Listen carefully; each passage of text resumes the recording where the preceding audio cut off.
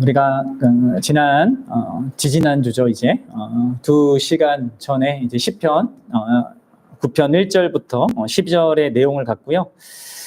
고난받는 신자가 그 고난 속에서 어떻게 하나님을 찬양할 수 있는가라는 고난 중에 또 찬양할 수 있는 이유에 대해서 함께 말씀을 나눴습니다.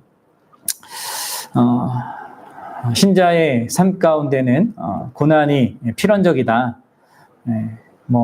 일반적으로 누구나 당하는 이 고난은 물론 우리가 인생들이 경험하는 어떤 죄에 대한 하나님의 심판의 의미보다는 그냥 일반적인 저주, 일반적인 어떤 하나님의 심판이라고 할 수 있겠죠.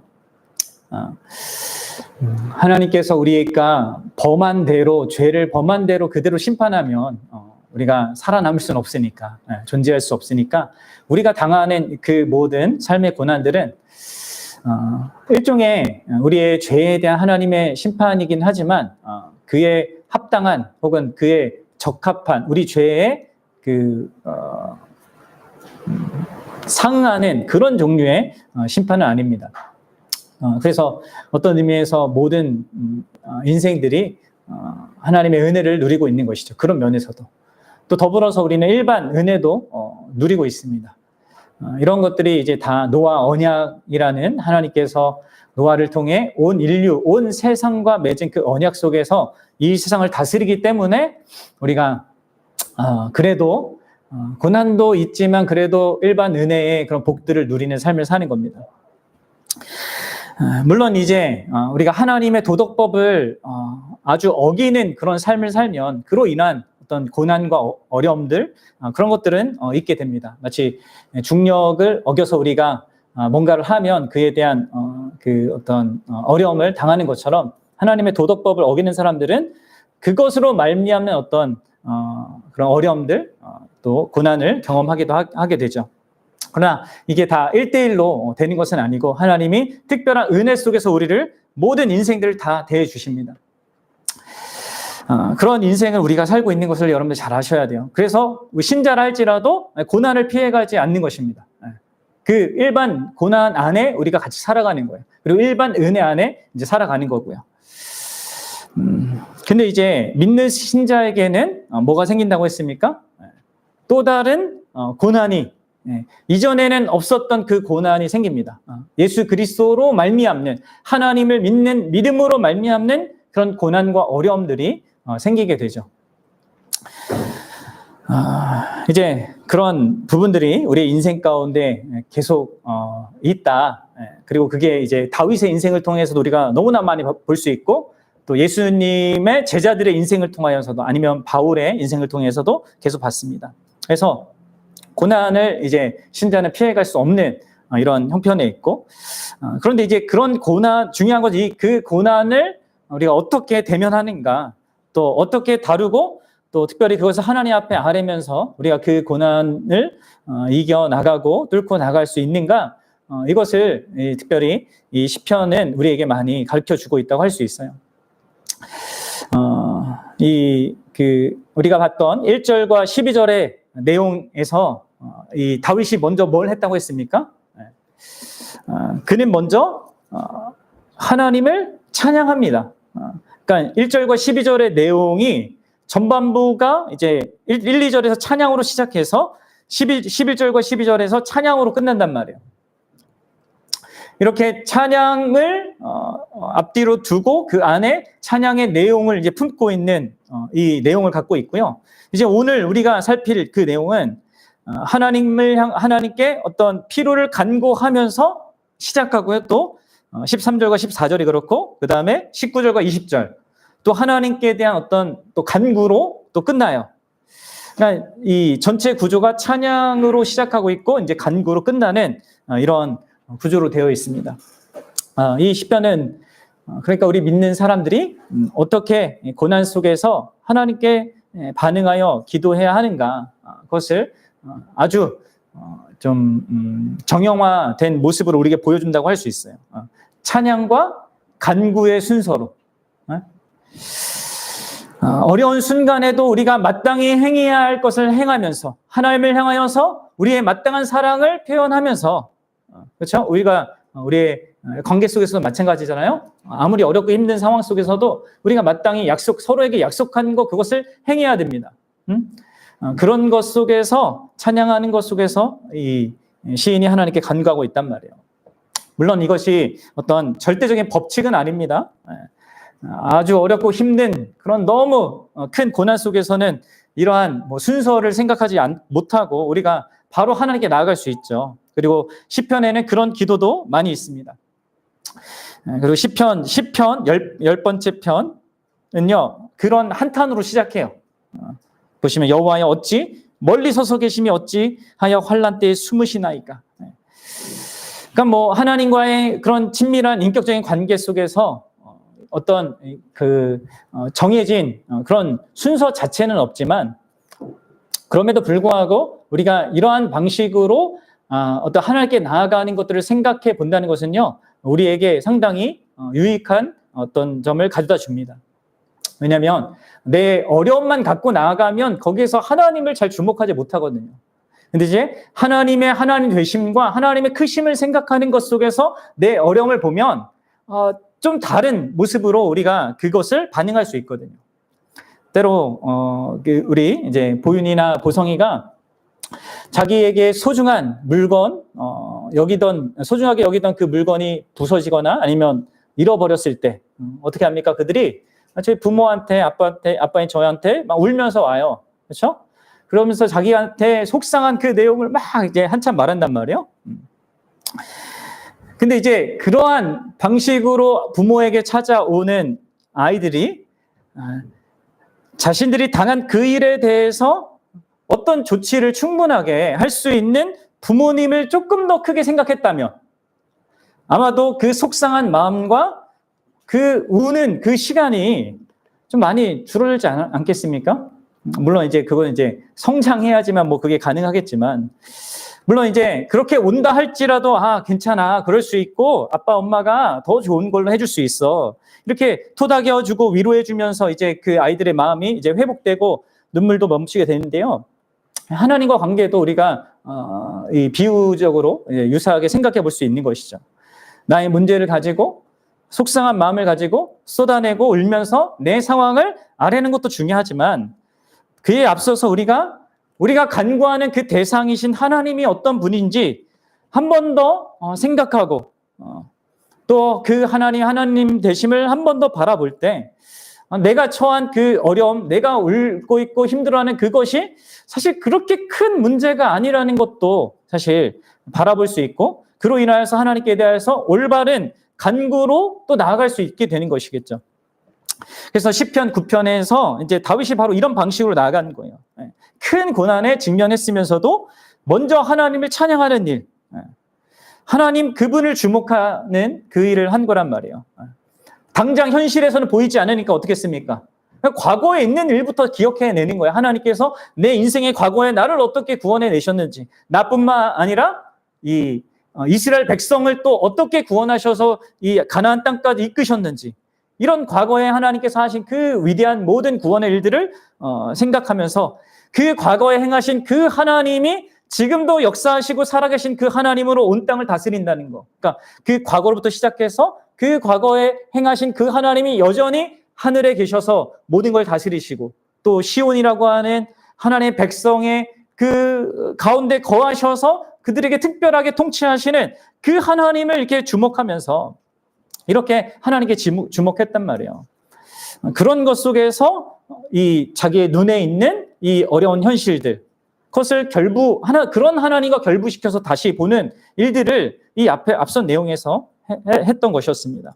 그리고 그런 것 중에 이제 이 다윗이 모든 같은 어려움을 경험하는 모든 백성들로 하여금 먼저 우리가 하나님을 찬양하자. 그게 이제 12절 내용이란 말이에요. 이러한 이 어려움 속에서 먼저 하나님을 찬양하도록, 하나님을 주목하도록, 하나님이 우리를 위해서 하신 일이 뭐고 지금 무엇을 하고 계신지 그것을 바라보도록 그렇게 하고 또 그런 하나님을 높여 찬양했습니다. 그리고 어떤 의미에서는 바로 이 시점이야말로 다윗이 하나님께 합당한 간구를 드릴 수 있는, 올바른 간구를 드릴 수 있는 그 상태가 되었다고 할 수 있게 되는 것이죠. 어떤 의미에서는. 그렇죠. 그래서 이제 13절부터 20절까지는 그러한 하나님을 향하로 말미암아 가질 수밖에 없는 어떤 미래에 대한 소망, 그것을 주된 내용으로 가지면서 하나님께 간구하거든요. 이제 이 앞의 내용이 이제 과거로부터 현재 이런 하나님이 하나님 되심을 생각했다면, 이 현재 하나님의 어떠하심 때문에 이제 미래를 어떻게 기대할 수 있고 소망할 수 있는가, 이 내용을 이제 다루고 있는 것입니다. 특별히 이것도 제가 앞서 서두로 말씀드렸다시피 13절과 14절이 그 구원에 대한 간구이고, 이제 19절과 20절이 대적들에 대한, 그러니까 미래의 구원에 대한 간구이고, 이제 19절과 20절이 미래의 대적들에 대한 하나님의 심판에 대한 간구예요. 그리고 15절과 이 18절 중간의 내용은 그 하나님의 구원과 심판이 어떻게 주어질지에 대한 그런 내용을 담고 있습니다. 그러면 우리가 이제 이 시편을 보면서 좀 하나님 앞에 어떻게 우리가 어떠한 중심으로 간구하고 우리의 미래를 기대하고 또 소망해야 되는가를 함께 생각해 봤으면 좋겠습니다. 내 현실이 지금 너무나 어렵고 힘들고 막막하고 아무것도 안 보이고, 혹은 지금 이 원수가 너무 강력해서 뭔가 나를 괴롭히고 나에게 고난을 가져다 준 그것이 너무나 커서 막 앞이 깜깜한 이런 상황 속에서도 어떻게 우리가 미래를 긍정적으로 소망 가운데 바라볼 수 있는지, 그것을 이 다윗의 기도를 통하여서 함께 좀 배울 수 있었으면 좋겠어요. 앞서 제가 계속 말씀드렸다시피 이 다윗의 형편은 지금 참 쉽지 않은 어려운 상황 속에 있습니다. 그는 이제 13절과 14절에서 이렇게 특별히 13절에서 자기가 어떤 상황에 있는지를 이렇게 말하고 있죠. 우리 13절을 한번 같이 읽어보도록 하겠습니다. 시작. 여호와여, 내게 은혜를 베푸소서. 나를 사망의 문에서 일으키시는 주여, 나를 미워하는 자에게서 받는 나의 고통을 보소서. 네. 지금 이 다윗이 처한 상황을 한번 생각해 보십시오. 나를 미워하는 자가 있습니다.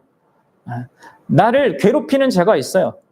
그로 말미암아 고통을 경험하는 현실을 가지고 있단 말이에요. 근데 그 고통이 어느 정도의 고통이라고 합니까? 우리가 뭐 사람이 제일 힘들다 뭐 이런 얘기도 하잖아요. 한 사람이 나에게 원수가 되면 그것으로 인하여서 우리가 당하는 그런 어려움이 얼마나 큽니까? 한 사람만 그렇게 나에게 진짜 원수가 된다 할지라도 그렇게 되는데, 어쨌든 다윗 같은 경우에는 뭐 아들도 그런 적도 있고, 이제 온 나라의 왕이 원수가 된 적도 있고, 뭐 이런 경험들 많이 했는데, 그런 고통 속에서 이 다윗은 사망의 문에서 자기가 그냥 거기에 거의 들어갈 뻔한 그런 심각한 상황에 처해 있다는 것을 말하고 있어요. 거의 죽음의 문턱에 이를 정도의 고통이라고 말합니다. 그리고 이 고통이 얼마나 크고 강력한지가 이제 18절에 이런 식으로 표현되어 있습니다. 18절 읽어봅시다. 시작. 궁핍한 자가 항상 잊어버림을 당하지 아니하며. 이러한 소망의 고백을 왜 하겠습니까? 저희가 지금 너무나 궁핍해서 그냥 단순히 배고프다는 얘기가 아니라 하나님께서 날 잊은 건 아닌가라고 그렇게 생각할 수밖에 없는 어떤 현실, 그것을 경험하고 있는 것이죠. 또 가난한 자들이 영원히 실망하지 아니하리로다, 이런 어떤 기원을 얘기하고 있지만 지금 자신이 처한 상황은요, 실망할 수밖에 없는, 하나님이 자신을 실망시켰다라고 고백할 수밖에 없는 그런 상황과 형편을 마주하고 있다는 겁니다. 이게 다 이제 다윗이 처한 형편인 거예요. 그리고 우리도 언제든 처할 수 있는 상황입니다. 형편입니다. 여러분들은 뭐 이러한 상황들에 아직 뭐 놓인 사람이 있는지 모르겠습니다. 놓일 수 있게 될 거예요. 우리는.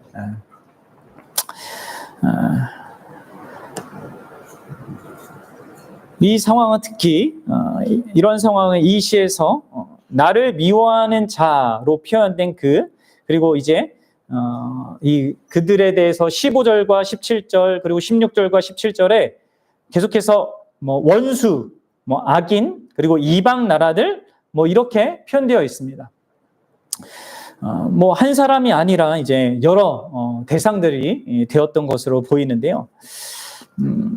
이 겉으로 드러난 표현들만 보면 우리는 이 다윗의 상황을 그냥 어느 정도 유추할 수 있을 것 같습니다. 어떻게요? 그러니까 지금 다윗이 뭔가 원수라고 부를 수 있는 이방 나라들과의 전쟁을 벌였고 그 전쟁에서 이 다윗이 상당히 불리한 상황에 놓여져 있는 그런 상황에 처한 것으로 우리가 이해할 수 있겠죠. 대적들은 아주 그럴듯한 그런 계략과 어떤 이 군사 전략으로 이 다윗과 그의 백성들에게 큰 타격을 주고 있고 더 나아가서 하나님을 무시하고 멸시하는 듯한 방식으로 그렇게 그 백성들과 다윗을 모욕하고 있는 그런 상황을 우리가 추론해 볼 수 있을 것입니다.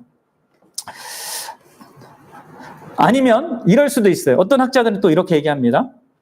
다윗은 지금 이스라엘 안에 있는 악인들, 원수들, 그들을 이방 나라와 동일하게 여기면서 말하고 있다는 거예요. 그러니까 이스라엘 백성 안에 있지만 하나님이 세운 다윗을 인정하지 않고 하나님의 백성들에게 손해를 끼치는 어떤 악한 자들, 그들은 하나님의 백성이 아니라 이방 백성이다라고 이제 그렇게 규정하고 그들에 대한 하나님의 이러한 심판을 또 그것을 말하고 있는 것이죠. 그들이 역시 하나님을 대적했고 또 하나님의 왕과 이스라엘 백성들을 모욕했기 때문에 이러한 상황을 생각해 볼 수 있을 것입니다. 어느 입장이 맞는지 우리는 다 알지 못해요. 저도 볼 때는 이제 후자의 그런 상황을 더 그럴듯하게 우리가 생각해 볼 수 있는데 그것이 무엇인가를 규정하는 것은 그렇게 중요하지 않습니다. 더 중요한 것은 여러분들 제가 여러분들에게 질문했듯이 다윗이 처한 이런 상황을 우리 역시 처할 수 있다는 거예요.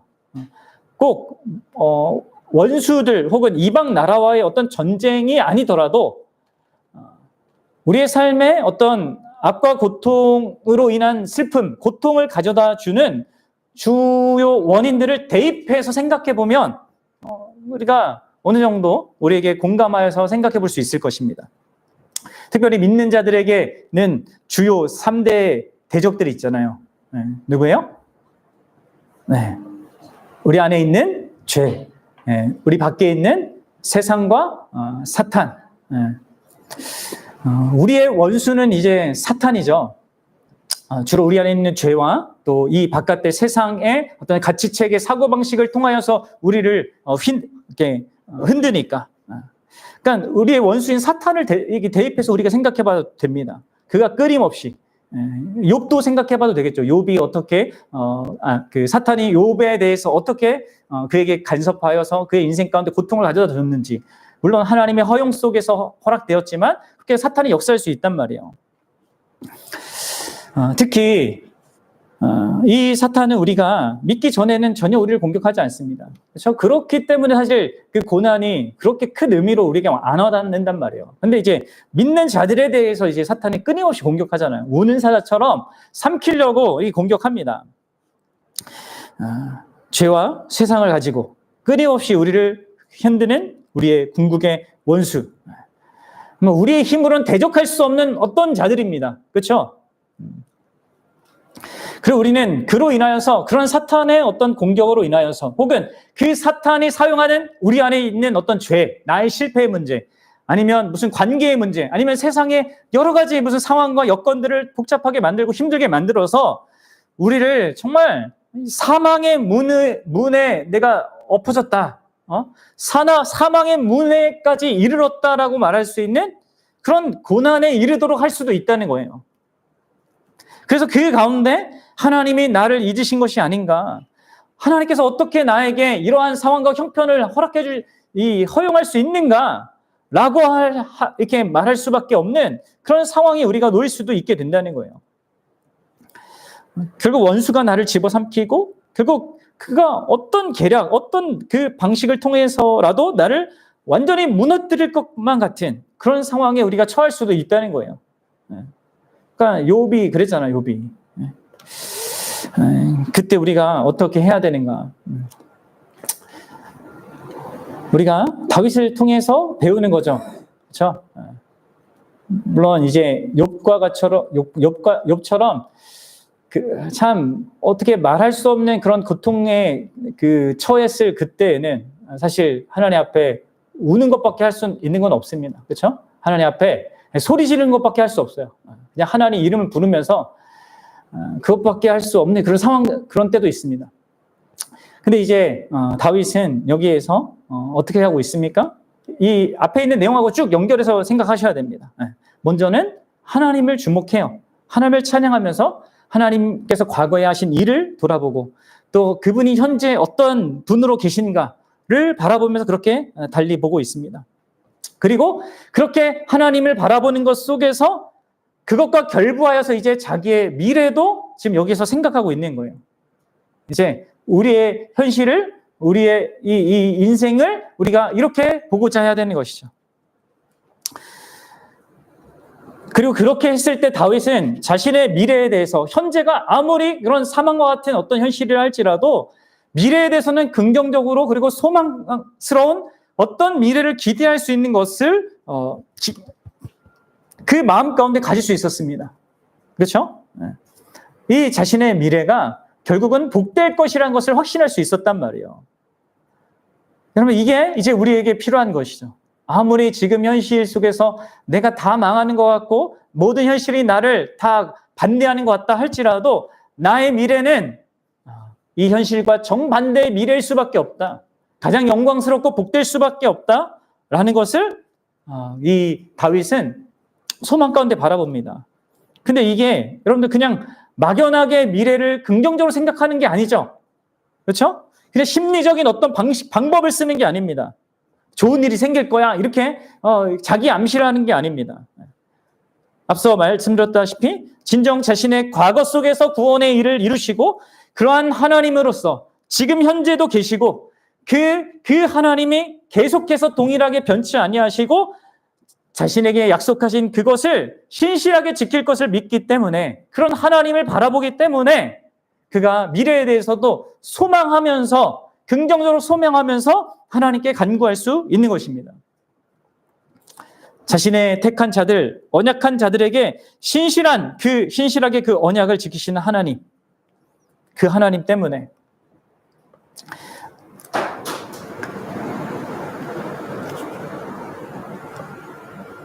그 하나님께서 언약한 자들의 원수를 또한 자기 자신의 원수로 삼으시는 그런 분이라는 것.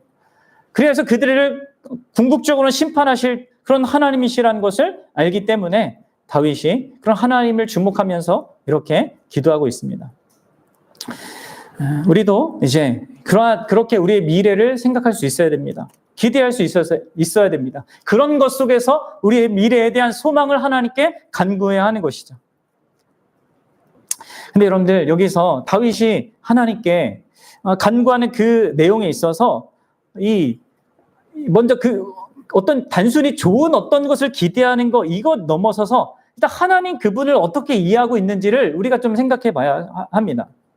하나님께서 나의 기도에 응답하시는 분으로 계신다는 그것을 어떤 식으로 그가 이해하고 있는지 그냥 당연히 내가 기도하니까 하나님이 그냥 들어주는 거야 이렇게 그냥 당연하게 생각하고 있지 않습니다.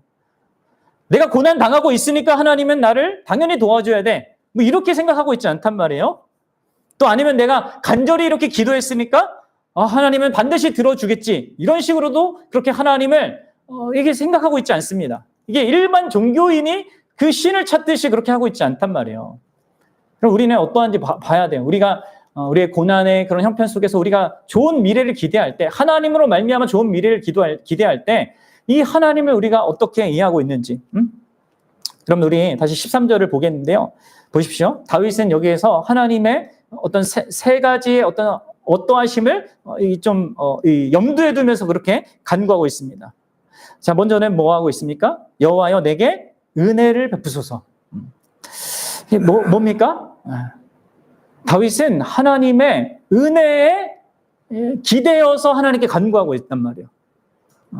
자기가 처한 상황이 너무 힘드니까 그냥 들어달라. 아니면 내가 간절히 구하고 있으니까 들어달라가 아니라 하나님이 은혜로운 분위기에 하나님이 은혜로우신 분이십니다. 하나님은 자격 없는 자에게 한량없는 은혜를 베푸시는 그런 하나님입니다. 주권적으로 자기 자신으로부터 나오는 사랑으로 기인한 그 사랑으로 응답하실 하나님입니다. 를 생각하는 것 가운데 기도하고 있단 말이에요. 여러분들 어떻습니까? 우리가 기도할 때 그러합니까? 우리가 미래를 기대할 때도 그러한 하나님이기 때문에 우리의 미래를 소망할 수 있습니까? 내가 기도하기 때문이 아니라 내 간구가 너무 간절하기 때문이 아니라 내 형편이 너무 어렵기 때문이 아니라 하나님이 은혜로우신 하나님이기 때문에 나의 미래도 그 하나님의 은혜로우심 때문에 보장될 걸 믿습니다라고 우리가 기도하냔 말이에요. 그런 기도가 우리에게 필요한 거죠. 또 그는 이제 하나님의 크신 능력을 또한 신뢰하고 있어요. 그래서 그분 뭐라고 얘기합니까? 나를 사망의 문에서 일으키시는 주여, 이렇게 그분을 말하고 있습니다.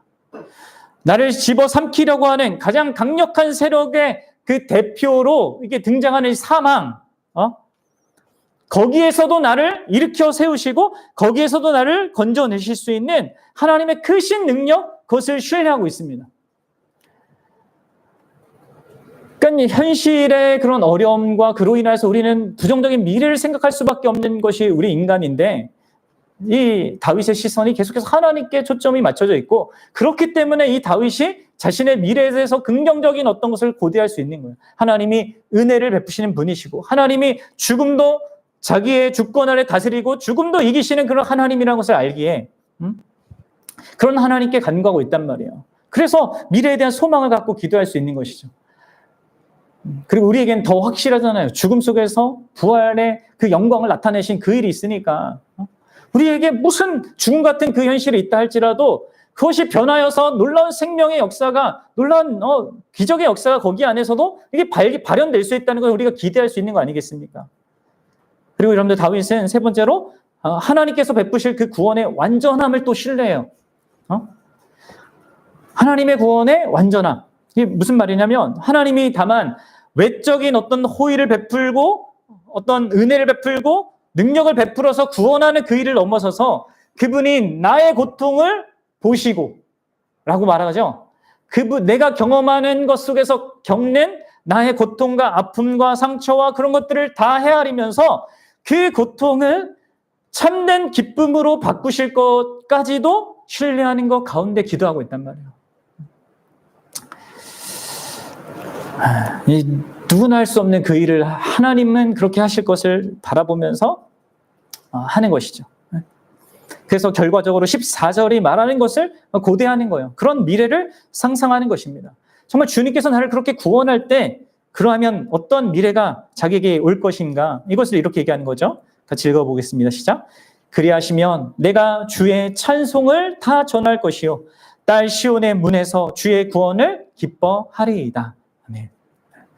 사망의 문에 있었던 자신이 이제 시온의 문, 하나님이 다스리시는 그 시온, 이제 예루살렘, 하나님의 도시, 하나님의 나라, 그 하나님의 그 영광과 하나님의 구원을 경험하게 될 그런 미래가 자신을 기다리고 있을 거라고, 정말 놀라운 반전을 하나님께서 이루어 주실 것을 고대하고 소망할 수 있는 그 고백을, 그 간구를 하고 있는 것입니다. 우리도 여러분들 이렇게 기대할 수 있어요. 왜냐, 우리가 믿는 하나님이 바로 이 다윗의 하나님이기 때문에 그렇죠.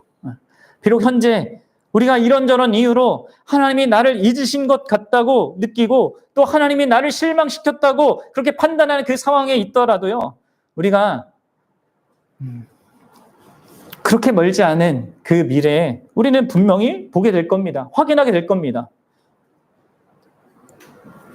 우리 고난 속에서 우리가 감각하는 것이 얼마나 믿을만하지 못했었는지, 또 우리가 그때 우리의 감각을 믿지 않고 하나님의 말씀을 신뢰한 것이 얼마나 지혜로운 일이었는지, 진정으로 하나님은 결코 단 한순간도 우리를 잊은 적 없고 항상 기억하면서 우리를 돌보셨다는 것. 제가 종종 이런 말 하면은 우리 지체들이 뭐 잘 믿는지 안 믿는지 모르겠어요. 하나님이 지금 현재 나를 최고로 사랑하고 있다는 것. 자기의 마음과 힘과 뜻을 다해서 지금 내가 경험하고 있는 그 고난과 아픔의 현실을 할지라도 그 현실 속 안에서 하나님이 우리를 향한 그 베푸시는 그 사랑은 그 십자가에서 보여주신 그 사랑이 변치 않고 그대로 있는 현실이거든요. 근데 이제 우리는 그게 감각이 안 돼요. 내가 고난 속에 있으면, 그렇죠? 내가 가시가 박히면 내가 누리고 있는 많은 것들이 있어도 그거 한 개 때문에 안 보이잖아, 이 좋은 게. 이게 우리 인간이라서. 하지만 여러분, 성경을 통해서 우리가 명확히 봐야 되는 것이죠. 우리는 그날에 꼭 보게 될 겁니다. 주님을 만나게 될 그날에, 주님의 나라에 들어가게 될 그날에, 예수님이 다시 오시게 될 그날에 보게 될 거예요. 이건 아니었는데요? 하는 것이 지금 혹시 있을지 몰라도 정말 이러한 방식밖에는 안 됩니까? 하는 어떤 것이 지금 우리에게 있을지 모른다 하더라도, 물론 그것이 욥처럼 그의 인생 가운데 그것을 깨닫게 해주고 그거에 대한 답은 몰라도 하나님이 이런 분위기 때문에 내가 그것이 결국 나한테 유익이구나 이렇게 고백할 수 있는 그런 어떤 자리까지, 그런 수준까지 우리를 만드실 수도 있어요, 우리 인생 가운데. 근데 또 어떤 사람에게는 그것이 주님이 다시 오는 그날이 될 수도 있겠죠. 내가 진짜 그 모든 상황 속에서 하나님께서 나를 돌보셨고 기억하셨고 잊지 않으셨고 결코 나를 단 한 번도 실망시킨 적이 없으신 분이구나. 여러분들, 우리에게는 사실 그런 미래가 있는 겁니다. 우리의 무엇 때문이 아니라 하나님 때문에 그렇습니다. 그래서 여러분들, 우리는 그러한 미래에 대해서 그렇게 생각을 할 수 있어야 돼요. 그리고 그런 미래를 고대해야 합니다. 그리고 동시에 우리는 우리 자신에 대한 그런 미래뿐만 아니라 우리의 원수에 대한 미래도 하나님과 결부시켜서 그들의 미래를 예상할 수 있어야 됩니다. 그럼 우리 15절과 16절 같이 읽겠습니다. 자, 이방 나라들은 자기가 판 운덩이에 빠짐이여 자기가 숨긴 그물에 자기 발이 걸렸도다. 여호와께서 자기를 알게 하사 심판을 행하셨으며 악인은 자기가 손으로 행한 일에 스스로 얽혔도다. 아멘. 그렇습니다. 우리 하나님의 백성들, 그들을 망가뜨리기 위해서 혹은 피해를 주기 위해서 이 원수들의 행한 그 모든 계략들, 책략들, 그들의 공격, 그런데 그것들은요 결국 하나님께서 그 모든 것을 반전시킵니다. 그래서 그들 자신이 그 올무에 빠지고 그들 자신이 자신의 계략에 빠지는 그 일들을 경험하게 하십니다. 이것은 우리의 그 역사 가운데서 항상 드러나는 일이기도 했습니다. 하만이 모르드게와 이 에스더 그리고 이스라엘 백성을 다 몰살시키려고 한 그 계략에 자기가 이게 넘어가서 자기가 또 장대에 달리고 죽지 않습니까? 여러분, 이런 모든 일들은요 반드시 있고 계속해서 역사 가운데 하나님께서 내가 그런 분이라는 것을 드러내시는 것입니다. 단순히 우연하게 있는 것이 아니죠. 그러니까 인과응보의 어떤 현실이 우리 삶 가운데 있는 것은요 하나님의 심판의 어떤 한 부분을 하나님께서 종종 자신의 그 심판이 있음을 드러내시는 거라는 거예요. 그리고 특히 이것은 하나님의 약속을 또한 지키는 것으로 드러나는 겁니다. 너를 축복하는 자를 내가 축복하겠고, 아브라함에게 한 약속이죠. 너를 저주하는 자를 내가 저주하겠다. 이 말씀이 어떻게 이루어지는가를 보이시고요. 결정적으로 마지막 때 그것을 보이십니다. 하나님의 백성을 사망의 문으로 집어넣으려 했던 그 악인들이 이제 17절이 말하듯이 그들 자신이 스올로 죽음의 세상으로 돌아가는 것을 보게 되는 거예요. 그래서 여러분들 제가 이 원수들을 우리의 죄나 혹은 이 세상이나 사탄으로 이렇게 접목해도 이게 비유해도 된다고 했잖아요. 그 무엇이 됐던지 간에 그 모든 것들은 결국 우리를 완전하게 무너뜨리고 망가뜨리고 손해를 끼치지 못합니다.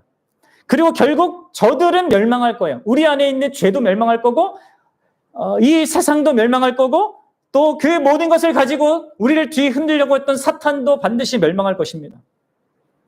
우리는 그거에 대한 그런 미래에 대한 소망도 분명하게 가져야 되는 거예요. 그래서 칼빈이 우리 믿음의 선배가 이 부분을 설명하면서 이렇게 말했어요. 한번 같이 읽어봅시다. 그러므로 우리가 악인들이 아무 두려움 없이 높이 날아다니는 것을 볼 때 우리는 믿음의 눈으로 그들을 위해 준비된 무덤을 보아야 한다. 그리고 하나님의 손이 비록 보이지 않더라도 매우 가까이 있다는 것을 확신해야 한다. 그 손은 그들이 하늘에 도달하려는 그들의 진로 중간에 그들을 돌이키게 하고 순식간에 지옥으로 떨어지게 할 수 있다. 그렇습니다, 여러분들. 하나님은 그러하신 분이시죠. 아무리 이런 우리 안에 있는 죄가 나를 힘들게 하고 우리 외부의 이 세상의 어떤 현실이 모든 어떤 관계 속에서 무슨 환경과 영향 그리고 어떤 우리 안에 뭐 병이든 뭐 이 고난의 모든 것들 그리고 그 배후에서 역사는 이 사단까지 여러분들 결국은 하나님 손 안에 있습니다. 네? 그리고 궁극적으로 그 모든 것들은 다 멸망하게 돼 있습니다. 그리고 그 말은 뭐냐면 지금 내가 당하고 있는 이 땅의 현실 속에서 경험하는 이 모든 과정 속에서 경험하는 그 모든 원수들은 어떤 의미에서 우린 물론 힘들지만 이게 사실은 이제 우리의 유익을 위하여서 하나님이 허용하시는 것 속에 있는 거예요. 우리는 그것을 그렇게 이해할 수 있어야 됩니다. 그리고 이런 모든 것 때문에 힘들 때 여기 나를 힘들게 하는 이것만 보지 말고 그 모든 것들을 사용하시는 하나님을 또 우리가 바라볼 수 있어야 되는 것이죠. 그런 미래 속에서 다시 이제 다윗은 마지막으로 19절과 20절에서 다시금 지금 눈에 있는 내 눈앞에 나를 힘들게 하는 그 현실을 그러한 궁극적인 복된 미래를 가져다 주실 하나님과 또 결부해서 다시금 대면하고 있어요. 직면하고 있어요. 뭐예요? 19절과 20절 함께 읽겠습니다. 여호와여 일어나사 인생으로 승리를 얻지 못하게 하시며 이방 나라들이 주 앞에서 심판을 받게 하소서. 여호와여 그들을 두렵게 하시며 이방 나라들이 자기는 인생일 뿐인 줄 알게 하소서. 아멘. 여러분들 지금 하나님께서 나의 기도를 들으시고 이러한 나를 공격하고 나를 힘들게 하고 나를 사망의 문이라고 말할 수 있는 그런 절박한 그 현실에 두는 그런 자들에게서조차도 그 하나님께서 그냥 일어서시기만 하더라도 뭔가 그분이 작은 어떤 것만 하더라도 그들은 당장에 자신들이 정말 별것 아닌 여기서 이제 인생이라는 것은 이제 필멸하고 이제 죽을 수밖에 없고 연약한 그런 에노시라고 하는 히브리어가 사용되는 그런 단어인데요. 그런 자들이라는 것을 경험할 수밖에 없는. 근데 이제 당장은 뭡니까? 자신들이 마치 이 다윗인 자기 자신을 막 집어삼킬 것 같고 완전하게 멸망시킬 것 같은 그런 위협으로 이렇게 위협하고 있단 말이에요. 그런 자들이고 그것 때문에 자기가 두려워하고 힘들었지만 하나님이 일어나셔서 뭔가 그분이 그냥 뭐 예를 들어 콧김 한 번이라도 불기만 한다 하더라도 그 날아갈 수밖에 없는 그런 자들임을 지금 다시 이 현실을 그 하나님과 비추어서 이 다윗이 보고 있는 거예요. 하나님께서 허락하신 것 속에서 저들이 활동하고 있고 전적으로 하나님의 주권 그의 손 아래에 있고 그가 허락하시는 것 이상은 할 수 없는 존재들로 그들을 바라보고 있는 것입니다. 그리고 하나님께서 원하신다면 언제든지 그들의 모든 노력은 무익하게 만들 수 있다는 것. 그것을 생각하고 지금 이러한 고백을 하고 있는 거예요. 이런 간구를 하고 있는 것이죠. 심지어 여러분 사탄이라도 같은 운명입니다. 그렇게 바라볼 수 있습니다. 왜요? 사탄도 절대자신 하나님 앞에서 한낱 피조물에 불과하거든요. 사랑 여러분, 우리의 현실, 뭔지 모르지만 우리에게는 이러한 우리를 힘들게 한 그런 현실들이 분명히 있는 사람도 있고요. 앞으로도 닥치게 될 거란 말이에요. 우리가 과연 이 다윗의 시편에 이 9편 기도에 동참하여 우리의 같은 그런 정서를 가지고 우리의 미래를 기대할 수 있을까요? 어떻게 생각합니까? 우리 중에 어떤 사람은 그래도 조금 평안한 그런 삶을 현재를 누리고 있는 사람도 있잖아요. 근데 다시 한번 말씀드리지만 또 야고보서에서도 나오잖아요. 온갖 시험이 닥칠 거라고. 근데도 기뻐하라고 얘기하는데 우리는 이렇게 나아갈 수 있겠습니까? 아무리 힘든 상황 속에서도 정말 소망스러운 미래를 기대할 수 있습니까? 감사하게도 우리는 그럴 수 있죠. 바로 우리의 왕 대신 예수 그리스도로 말미암아 그럴 수 있습니다. 하나님에 대한 바른 이해와 기대를 가질 수 있습니다. 또 우리의 현실에서 우리를 힘겹게 만드는 그 모든 것들에 대해서 동일한 미래적 기대를 가질 수가 있습니다. 그렇죠? 예수 그리스도께서 우리에게 보이신 하나님의 어떠하심, 그리고 특별히 우리에게는 이 예수님의 십자가, 우리가 우리 수련회를 통하여서도 이 십자가의 그 의미와 가치를 보았는데 이게 얼마나 우리에게 영광스러운 것입니까? 이 십자가는요, 우리의 역사의 과거에 하나님이 누구신가를 우리에게 명확하게 보여주는 무엇이 아닙니까? 그리고 그 하나님이 현재적으로 어떤 분이신지를 보여주고요. 이 십자가는 놀랍게도 과거의 일이지만 또한 미래에 궁극적으로 예수님께서 재림하셔서 행하실 그 일을 또 미리 보여주는, 이게 한 역사의 한 시점에 일어난 것인데 영원한 의미와 가치를 갖는 어떤 것이란 말이에요. 우리의 과거와 현재와 미래를 규정하는 게 여러분들 이 십자가입니다. 그리고 어떤 의미에서 신자는 이 십자가가 자기에게 사망의 문이었다가 시온의 문이 되는 그러한 장소이기도 합니다. 그렇죠? 원래는 하나님의 원수로서 내가 망했어야 될 그 자리에서 하나님의 아들이신 그분이 대신 그 멸망을 당하시고 내가 가질 수 없는 하나님 자신을 알고 하나님으로 말미암아 하나님을 찬양하고 하나님으로 말미암는 그 소망을 가질 수 있는 또 장소가 이 십자가가 되잖아요. 우리는 여기에서 어떻게 이 십자가를 통하여서 하나님의 원수인 사탄이 자기가 판 웅덩이에 스스로 빠지고 자기 발이 걸리게 되었는지를 우리가 보게 됩니다. 온갖 사람들의 죄와 악을 다 이용해서 예수님이 행하는 모든 구원의 일을 다 망치고 예수님 자신도 멸망시키려고 했던 것이 사탄이었는데, 근데 어떻게 되었습니까?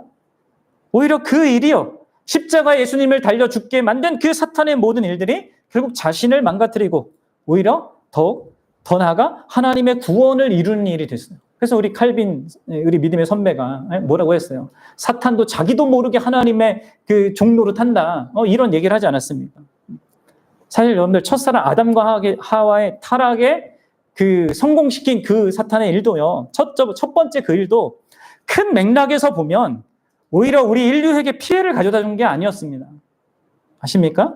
오히려 그 일을 통해서 하나님은 자신의 엄청난 영광을 더 영광스럽게 드러낼 수 있게 되었고요. 우리 그의 받은 백성들도 그의 영광에 참여하는 그러한 일이 됐단 말이에요. 결국 십자가는 하나님의 원수, 우리의 원수가 결국 어떻게 되는지를 우리에게 명확하게 보여줍니다. 그 십자가를 통해서 하나님께서 이 사탄을 완전히 짓밟으신 것이죠. 동시에 하나님은 자기 택한 백성을 결코 잊지 아니하시고 영원히 실망시키지 않는 그러한 분이라는 것, 그것을 자기 아들을 내어주심을 통하여서 그렇게 확증하여 드러내지 않습니까? 그러니까 여러분들 이게 얼마나 영광스러운 자리입니까? 그래서 여러분들, 그래서 우리가 예수 그리스도로 말미암아 이 다윗의 기도에 참여할 수 있고요. 우리의 현실에 지금 어떠한 형편과 상황이라 할지라도요, 우리가 복된 미래를 기대할 수 있는 것입니다. 여러분들 오늘 아니면 이 한 주 동안, 그리고 요즘에 나의 미래를 염려하게 만드는 그것이 무엇입니까? 나의 미래에 대해서 여러분들은 어떤 기대와 그 어떤 소망을 갖고 있습니까? 이것도 저것도 어렵고 또 힘들고 또 막막한 그러한 세상의 작은 것들, 하나님 앞에서 보잘것없는 그것으로 인하여서 그럼 두려워하고 걱정하지 마십시오. 가장 두려워야 될 것은 우리가 수련회 동안 봐왔듯이 하나님의 심판이에요. 그리고 여러분들 우리는 예수 그리스도로 말미암아 그 심판에서 벗어난 자 아닙니까? 더 이상 우리를 두렵게 할 수 있는 이 세상에 무엇도 없습니다. 그리고 아들을 아끼지 아니하신 그분께서 그 아들과 함께 어찌 모든 것을 은혜로 주시 않겠느냐 말씀하셨습니다. 그래서 여러분들 우리는 미래를 정말 긍정적으로 정말 좋은 소망 가운데 기다릴 수 있는 것입니다. 사랑하는 여러분, 저 여러분들이 그러한 미래의 소망을 가지고요, 하나님 우리의 처한 현실을 대면했으면 좋겠고요, 하나님께 간구했으면 좋겠습니다. 하나님께서 진실로 우리에게 그런 하나님이 정말 기뻐하시는 그 뜻을 우리의 이러한 고난의 현실 속에서 이루어 주시기를, 우리가 이것들을 잘 인내하고 또 잘 극복하고 이겨나가서 하나님 기뻐하시는 우리가 될 수 있게 도와달라고, 그리고 우리를 대적하는 그 원수들이 결국 망하고 실패하고 그들이 결국은 멸망할 것을 확고하게 믿고 두려워하지 않고 나아갈 수 있게 도와달라고 그렇게 기도할 수 있는 우리가 될 수 있었으면 좋겠습니다. 이 저녁에 함께 하나님 앞에 기도하며 그렇게 나아갑시다.